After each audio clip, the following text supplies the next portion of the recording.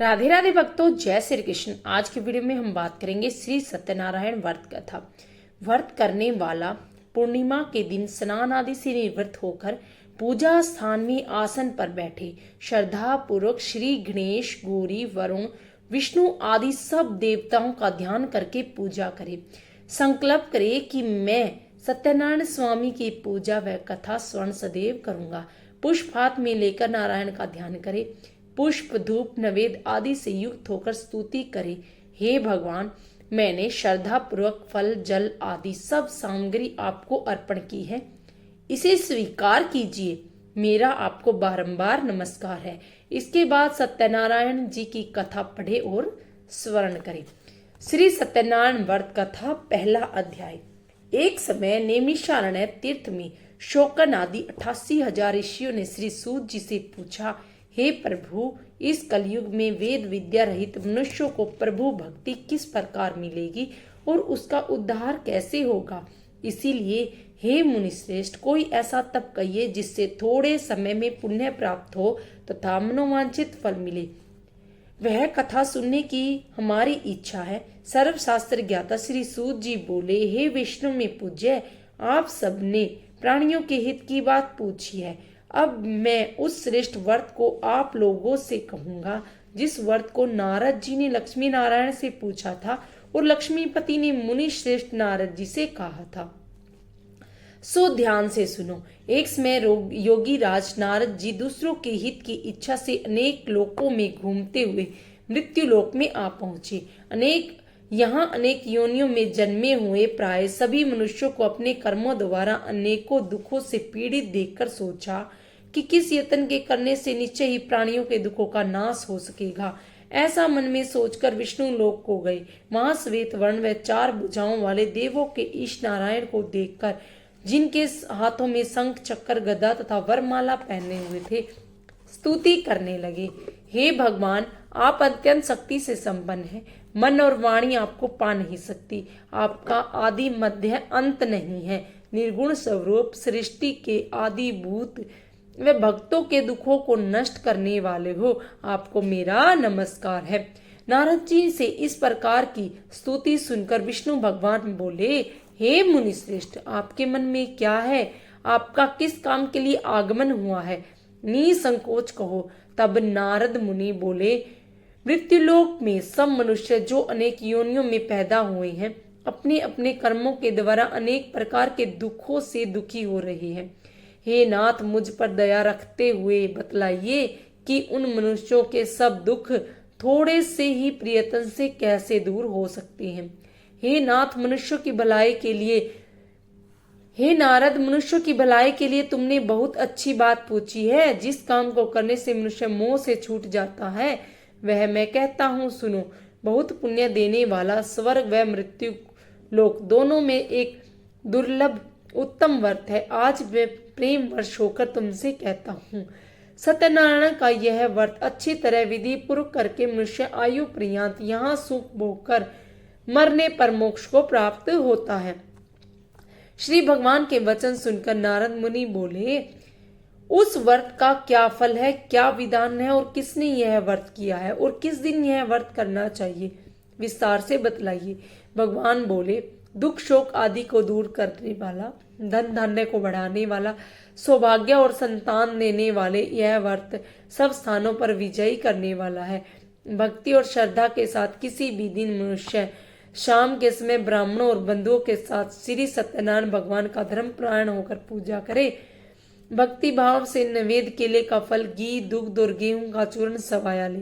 गेहूं के अभाव से में साठे का चूर्ण, शक्कर और गुड़ ले और सब भक्षण योग्य पदार्थ जमा करके भगवान को अर्पण कर दे और बंधुओं सहित ब्राह्मणों को भोजन कराए। उसके बाद स्वयं भोजन करे। नृत्य गीत आदि का आचरण कर सत्यनारायण भगवान का स्मरण करते हुए समय व्यतीत करे। इस तरह व्रत करने से मनुष्य की इच्छा पूर्ण होती है। विशेषकर कली काल में भूमि पर यही मोक्ष का सरल उपाय है। दूसरा अध्याय। बोलो श्री सत्यनारायण भगवान की जय। सूत जी बोले, हे ऋषियों, जिसने पहले समय में इस व्रत को किया है उसका इतिहास कहता हूँ। ध्यान से सुनो। सुंदर काशीपुर नगरी में एक अत्यंत निर्धन ब्राह्मण रहता था। वह भूख और प्यास से बेचैन हुआ नित्य पृथ्वी पर घूमता था। ब्राह्मणों से प्रेम करने वाले भगवान ने ब्राह्मण को दुखी देखकर बूढ़े ब्राह्मण का रूप धारण कर उसके पास जा आदर के साथ पूछा, हे विप्रे, नित्य दुखी हुआ पृथ्वी पर क्यों घूमता है? हे श्रेष्ठ ब्राह्मण, यह सब मुझसे कहो, मैं सुनना चाहता हूँ। ब्राह्मण बोला, मैं निर्धन ब्राह्मण हूँ और भिक्षा के लिए पृथ्वी पर घूमता हूँ। हे भगवान, यदि आप इसका उपाय जानते हैं तो कृपया करके मुझसे कहो। वृद्ध ब्राह्मण बोला, सत्यनारायण भगवान मनोवांछित फल देने वाले हैं, इसीलिए हे ब्राह्मण तो उसका पूजन कर, जिसके करने से मनुष्य सब दुखों से मुक्त होता है। ब्राह्मण को व्रत का विधान बतलाकर बूढ़े ब्राह्मण का रूप धारण करने वाले श्री सत्यनारायण भगवान अंतर्ध्यान हो गए। जिस व्रत को वृद्ध ब्राह्मण ने बतलाया था मैं उसको करूंगा, यह निश्चय करने पर उसको रात में नींद भी नहीं आई। वह सवेरे उठ सत्यनारायण के व्रत का निश्चय कर भिक्षा के लिए चला। उस दिन उसको भिक्षा में बहुत धन मिला, जिससे बंधु बांधवों के साथ उसने सत्यनारायण का व्रत किया, जिसके करने से वह ब्राह्मण सब दुखों से छूटकर अनेक प्रकार की संपत्तियों से युक्त हुआ। उस समय से वह ब्राह्मण हर मास व्रत करने लगा। इस तरह सत्यनारायण भगवान के व्रत को जो करेगा वह सब पापों से छूटकर मोक्ष की प्राप्ति होगी। आगे जो पृथ्वी पर सत्यनारायण भगवान का व्रत करेगा वह मनुष्य सब दुखों से छूट जाएगा। इस तरह नारद जी ने नारायण का कहा हुआ यह व्रत मैंने तुमसे कहा है। हे विप्रे, मैं अब और क्या कहूँ? ऋषि बोले, हे मुनीश्वर, संसार में इस ब्राह्मण से सुनकर किस किसने इस व्रत को किया है, हम सब वह सुनना चाहते हैं। इसके लिए हमारे मन में श्रद्धा है। सूत जी बोले, हे मुनियों, जिसने इस व्रत को किया है वह सब सुनो। एक समय एक ब्राह्मण धन और ऐश्वर्य के अनुसार बंधु बांधवों के साथ व्रत करने के लिए तैयार हुआ। उसी समय एक लकड़ी बेचने वाला बूढ़ा आदमी आया और बाहर लकड़ियों को रखकर ब्राह्मण के मकान में गया। प्यास से दुखी लकड़हारा उसको व्रत करते देख ब्राह्मण को नमस्कार कर कहने लगा, आप यह क्या कर रहे हैं और इसके करने से क्या फल मिलता है? कृपया कर मुझसे कहो। ब्राह्मण ने कहा, सब मनोकामनाओं को पूर्ण करने वाला सत्यनारायण भगवान का व्रत है। इसकी ही कृपा से मेरे यहाँ धन धान्य की वृद्धि हुई है। ब्राह्मण से इस व्रत के बारे में जानकर लकड़हारा बहुत प्रसन्न हुआ। शरणामृत ले प्रसाद खाने के बाद अपने घर को गया। लकड़हारे ने अपने मन में इस प्रकार का संकल्प किया कि आज गांव में लकड़ी बेचने से जो धन मिलेगा उसी से सत्यनारायण देव का उत्तम व्रत करूंगा। यह मन में विचार कर वह बूढ़ा आदमी लकड़ियां अपने सिर पर रखकर जिस नगर में धनवान लोग रहते थे वहां गया। वह रोज वहां पर उसे उन लकड़ियों का दाम पहले से चौगुना मिला। तब वह बूढ़ा लकड़हारा दाम ले अति प्रसन्न हो पक्के केले की फली, शक्कर, घी, दुग्ध, दही और गेहूं का चूर्ण इत्यादि सत्यनारायण भगवान के व्रत की कुल सामग्री को लेकर अपने घर गया। फिर उसने अपने भाइयों को बुलाकर विधि के साथ भगवान जी का पूजन और व्रत किया। इस व्रत के प्रभाव से वह बूढ़ा लकड़हारा धन पुत्र आदि से युक्त हुआ और संसार में समस्त सुख भोग कर वैकुंठ को चला गया। तीसरा अध्याय। बोलो श्री सत्यनारायण भगवान की जय। सूत जी बोले, हे श्रेष्ठ मुनियों, अब आगे की कथा कहता हूँ, सुनो। पहले समय में उल्कामुख नाम का एक बुद्धिमान राजा था। वह सत्यवक्ता और जितेंद्रिय था। प्रतिदिन देव स्थानों पर जाता और गरीबों को धन देकर उनके कष्ट को दूर करता था। उनकी पत्नी कमल के समान मुख वाली तथा सती साध्वी थी। भद्रासील नदी के तट पर उन दोनों ने श्री सत्यनारायण का व्रत किया। उस समय में वह वहां एक साधु वेश्य आया। उसके पास व्यापार के लिए बहुत सा धन था। वह नाव को किनारे पर ठहराकर राजा के पास आया।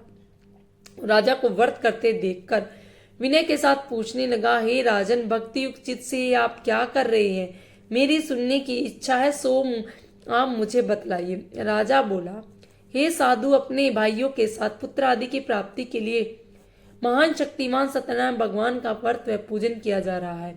राजा के वचन सुनकर साधु आदर से बोला, हे राजन, मुझसे इसका सारा विधान कहो, मैं भी आपके कथानुसार इस व्रत को करूंगा। मेरे भी कोई संतान नहीं है और इससे निश्चय ही होगी। राजा से सब विधान सुनकर व्यापार से निवृत्त हो वह आनंद के साथ घर गया। साधु ने अपनी पत्नी से संतान देने वाले उस व्रत का समाचार सुनाया और कहा कि जब मेरे संतान होगी तो मैं इस व्रत को करूंगा। एक दिन उसकी पत्नी लीलावती पति के साथ आनंदित हो संसारिक धर्म में प्रवृत्त होकर सत्यनारायण भगवान की कृपा से गर्भवती हो गई और 10वें महीने उसने एक सुंदर कन्या को जन्म दिया। दिनों दिन वह इस तरह बढ़ने लगी जैसे शुक्ल पक्ष का चंद्रमा बढ़ता है। कन्या का नाम कलावती रखा गया। तब लीलावती ने अपने पति से कहा कि आपने संकल्प किया था कि भगवान का व्रत करूंगा, अब आप उसे करिए। साधु बोला, हे विप्रेश के विवाह पर करूंगा। इस प्रकार पत्नी को आश्वासन दे वह नगर को गया। कलावती पितृगृह में वृद्धि को प्राप्त हुई। साधु ने जब नगर में सखियों के साथ अपनी पुत्री को देखा तो तुरंत दूत बुलाकर कहा कि पुत्री के लिए कोई सुयोग्य वर देखकर लाओ। साधु की आज्ञा पाकर दूत कंचन नगर पहुंचा और वहां पर खोज और देखभाल कर लड़की के लिए सुयोग्य वर्णिक पुत्र को ले आया। उस सुयोग्य लड़के को देखकर साधु ने अपने भाइयों के सहित प्रसन्नचित अपनी पुत्री का विवाह उनके साथ कर दिया, किंतु दुर्भाग्य के समय वे विवाह के समय भी व्रत करना भूल गया। तब श्री भगवान क्रोधित हुए और श्राप दिया कि तुम्हें दारुण दुख प्राप्त होगा। अपने कार्य में कुशल साधु बनिया जमाता सहित समुद्र स्थित रतनपुर नगर में गया और वहां दोनों ससुर जमाई चंद्रकेतु राजा के नगर में व्यापार करने लगे। एक रोज भगवान सत्यनारायण की माया से प्रेरित कोई चोर राजा का धन चुराकर भागा जा रहा था, किंतु राजा के दूतों को आते देखकर चोर ने घबराकर भागते हुए राजा के धन को वहीं चुपचाप रख दिया जहां पर वो ससुर जमाई ठहरे हुए थे। जब दूत ने उस साधु वेश्या के पास जा राजा के धन को देखा तो वे दोनों को बांधकर ले गए और राजा से बोले कि यह दो चोर हम पकड़ कर लाए हैं।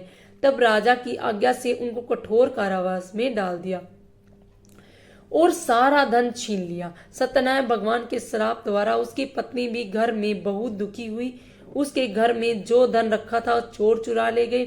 शारीरिक व मानसिक पीड़ा और भूख और प्यास के से अति दुखित हो अन्न की चिंता में कलावती एक ब्राह्मण के घर गई। वहां उसने सत्यनारायण भगवान का व्रत होते देखा, फिर कथा सुनी और प्रसाद ग्रहण कर रात को घर आई। माता ने कलावती से कहा, हे पुत्री अब तक कहाँ थी? कलावती बोली, हे माता, मैंने एक ब्राह्मण के घर श्री सत्यनारायण भगवान का व्रत देखा है। कन्या के वचन सुनकर लीलावती भगवान के पूजन की तैयारी करने लगी। लीलावती ने परिवार और बंधुओं सहित श्री सत्यनारायण भगवान का पूजन किया और वर मांगा कि मेरे पति और दामाद शीघ्र आ जाएं। साथ ही प्रार्थना की कि हम सबका अपराध क्षमा करो। सत्यनारायण भगवान इस व्रत से संतुष्ट हो गए और राजा चंद्रकेतु को स्वप्न में दर्शन देकर कहा, हे राजन, दोनों वेश्या को प्रातः ही छोड़ दो और सारा धन जो तुमने ग्रहण किया था उन्हें दे दो, नहीं तो मैं तुम्हारा राज्य, धन, पुत्र आदि सब नष्ट कर दूंगा। राजा से ऐसे वचन कहकर भगवान अंतर्ध्यान हो गए। प्रातःकाल राजा चंद्रकेतु ने सभा में अपना स्वप्न सुनाया। फिर दोनों वर्णिक पुत्रों को कैद से मुक्त कर सभा में बुलाया। दोनों ने आते ही राजा को नमस्कार किया। राजा मीठे वचनों में बोला, हे महानुभावों, भाग्यवश ऐसा दुख प्राप्त हुआ है, अब तुम्हें कोई भय नहीं। ऐसा कहकर राजा ने उन्हें नए नए वस्त्र आभूषण पहनाए और जितना धन लिया था उसे दुगना धन देकर आदर सत्कार सहित विदा किया। दोनों वेश्या अपने घर को चल दिए। चौथा अध्याय। बोलो श्री सत्यनारायण भगवान की जय। सूत जी बोले, वेश्यों ने मंगलाचार करके यात्रा आरंभ की और अपने नगर को चला। उनके थोड़ी दूर निकलने पर दंडी वेशधारी श्री सत्यनारायण भगवान ने उनसे पूछा कि हे साधु, तेरी नाव में क्या है? अभिमानिक वर्णिक हंसता हुआ बोला, हे दंडी, आप क्यों पूछ रहे हैं? क्या धन लेने की इच्छा है? मेरी नाव में तो बेल और पत्ते भरे हैं। वेश्यों का कठोर वचन सुनकर भगवान ने कहा, तुम्हारा वचन सत्य हो। दंडी ऐसा कहकर वहां से दूर चले गए और दूर जाकर समुद्र के किनारे बैठ गए। दंडी के जाने पर वेश्यों ने नित्य क्रिया करने के बाद नाव को ऊंची उठी देखकर अचंबा किया और नाव में बेल और पत्ते आदि देखकर मूर्छित हो जमीन पर गिर पड़ा। फिर मूर्छा खुलने पर अत्यंत शोक प्रकट करने लगा और तब उनका दामाद बोला कि आप शोक न करें, ये दंडी का श्राप है, अतः उनकी शरण में चलना चाहिए, तभी हमारी मनोकामना पूर्ण होगी। दामाद के वचन सुनकर वह दंडी के पास पहुंचा और अत्यंत भक्तिभाव से नमस्कार कर बोला, मैंने जो आपसे असत्य वचन कहे थे उनको क्षमा करो। ऐसा कहकर भगवान महान शोकातुर हो रोने लगा। तब दंडी भगवान बोले, हे वर्णिक पुत्र, मेरी आज्ञा से तुम्हें बार बार दुख प्राप्त हुआ है, तू मेरी पूजा से विमुख है। साधु बोला, हे भगवान, आपकी माया से मोहित ब्राह्मण आदि भी आपके रूप को नहीं जानते, तब मैं अज्ञानी कैसे जान सकता हूँ। आप प्रसन्न होइए, मैं सामर्थ्य के अनुसार आपकी पूजा करूंगा। मेरी रक्षा करो। पहले के इस समान नौका में धन भर दो। उसके भक्ति युक्त वचन सुनकर भगवान प्रसन्न हुए और इच्छानुसार वर देकर अंतर्धन हो गए। तब उन्होंने नाव को आकर देखा तो नाव धन से परिपूर्ण थी। फिर वह भगवान सत्यनारायण का पूजन कर साथियों सहित अपने नगर को चला। जब अपने नगर के निकट पहुंचा तब दूत को घर भेजा। दूत ने साधु के घर जा उसकी पत्नी को नमस्कार कर कहा कि साधु अपने दामाद सहित नगर के समीप आ गए हैं। ऐसा सुनकर साधु की पत्नी बड़े हर्ष के साथ सत्यदेव का पूजन कर पुत्री से कहा कि मैं अपने पति के दर्शन को जाती हूँ, तो कार्य पूर्ण कर शीघ्र आ। माता के ऐसे वचन सुनकर कलावती प्रसाद छोड़कर पति के पास गई। प्रसाद की अवज्ञा के कारण सत्यदेव रुष्ट हो गए और पति को नाव सहित पानी में डुबो दिया। कलावती अपने पति को न देखकर रोती हुई जमीन पर गिर पड़ी। इस तरह नौका को डूबा हुआ और कन्या को रोता हुआ देखकर साधु बहुत दुखी हुआ। हे प्रभु, मुझसे और मेरे परिवार से जो भूल हुई है उसे क्षमा करो। उसके दीन वचन सुनकर सत्यदेव प्रसन्न हो गए और आकाशवाणी हुई कि हे साधु, तेरी कन्या मेरे प्रसाद को छोड़कर आई है, इसीलिए इसका पति अदृश्य हुआ। यदि यह घर जाकर प्रसाद खाकर लौटे तो पति अवश्य मिलेगा। ऐसी आकाशवाणी सुनकर कलावती ने घर पहुंचकर प्रसाद खाया। फिर आकर पति के दर्शन किए। तत्पश्चात साधु ने अपने बंधु बांधवों सहित सत्यदेव का विधि पूर्वक पूजन किया। उस दिन से वह पूर्णिमा को सत्यनारायण का पूजन करने लगा। फिर इस लोक में सुख भोग कर अंत में स्वर्लोक को गया। बोलो श्री सत्यनारायण भगवान की जय। 5वां अध्याय। सूत जी बोले, हे ऋषियों, मैं और भी कथा कहता हूँ, सुनो। प्रजापालन में लिंगतुंग ध्वज नाम का एक राजा था। उसने भी भगवान का प्रसाद त्याग कर बहुत दुख पाया। एक समय वन में जाकर वन्य पशुओं को मारकर बड़ के पेड़ के नीचे आया। वहां उसने ग्वालों को भक्ति भाव से अपने भाइयों सहित सत्यनारायण जी का पूजन करते देखा। राजा देखकर भी अभिमानवश वहां नहीं गया और न ही नमस्कार किया। जब ग्वालों ने भगवान का प्रसाद उनके सामने रखा तो वह प्रसाद त्याग कर अपनी सुंदर नगरी को गया। वहां उसने सब कुछ नष्ट पाया तो वह जान गया कि ये सब भगवान ने किया है। तब वह ग्वालों के समीप गया, विधि पूर्वक पूजा कर प्रसाद खाया तो सत्यदेव की कृपा से पहले जैसा था वैसे ही हो गया। फिर दीर्घ काल तक सुख भोग कर मरने पर स्वर्लोक को गया। जो मनुष्य इस परम दुर्लभ व्रत को करेगा, भगवान की कृपा से उसे धन धान्य की प्राप्ति होगी। निर्धन धनी और बंदी बंधन से मुक्त होकर निर्भय हो जाता है। संतानहीनों को संतान प्राप्त होती है तथा सब मनोरथ पूर्ण होकर अंत में वैकुंठ धाम को जाता है। जिन्होंने पहले इस व्रत को किया है, अब उसके दूसरे जन्म की कथा कहता हूँ। वृद्ध संतानंद ब्राह्मण ने सुदामा का जन्म लेकर मोक्ष पाया। उल्कामुख नाम का राजा दशरथ होकर वैकुंठ को प्राप्त हुआ। साधु नाम के वेश्य ने मोर ध्वज बनकर अपने पुत्र को आरे से चीर कर मोक्ष को पाया। राजा महाराज तुंगध्वज ने स्वयंभू होकर भगवान के में भक्ति युक्त कर्म कर मोक्ष को प्राप्त किया। बोलो श्री सत्यनारायण भगवान की जय। आरती श्री सत्यनारायण भगवान जी की।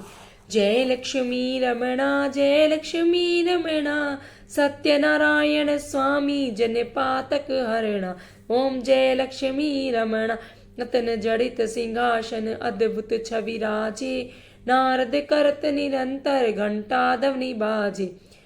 ओम जय लक्ष्मी रमणा, प्रकट भये कली कारण, द्विज को दर्श दियो, बूढ़ो ब्राह्मण बन के कंचन महल कियो। ओम जय लक्ष्मी रमणा, दुर्बल भील कराल, जिन पर कृपा करी, चंद्रचूड़ एक राजा तिनकी विपति हरी। ओम जय लक्ष्मी रमणा, विषय मनोरथ पायो, शरदा तज दीनी, सो फल भोग प्रभु जी फिर स्तुति कीनी। ओम जय लक्ष्मी रमणा, भाव भक्ति के कारण छिन छिन रूप धरियो, श्रद्धा धारण कीनी तिनके काज शरियो। ओम जय लक्ष्मी रमण ग्वाल बाल संग राजा, वन में भक्ति करी मन वांछित फल दीनो, दीन दयाल हरि। ओम जय लक्ष्मी रमण चढ़त प्रसाद सवायो, कदली फल मेवो, धूप दीप तुलसी से राजी सत्य देवो। ओम जय लक्ष्मी रमण श्री सत्यनारायण जी की आरती जो कोई नर गावे, कहत शिवानंद स्वामी सुख संपत्ति पावे। ओम जय लक्ष्मी रमणा। श्री सत्यनारायण भगवान की जय। राधे राधे भक्तों, जय श्री कृष्ण, हर हर महादेव।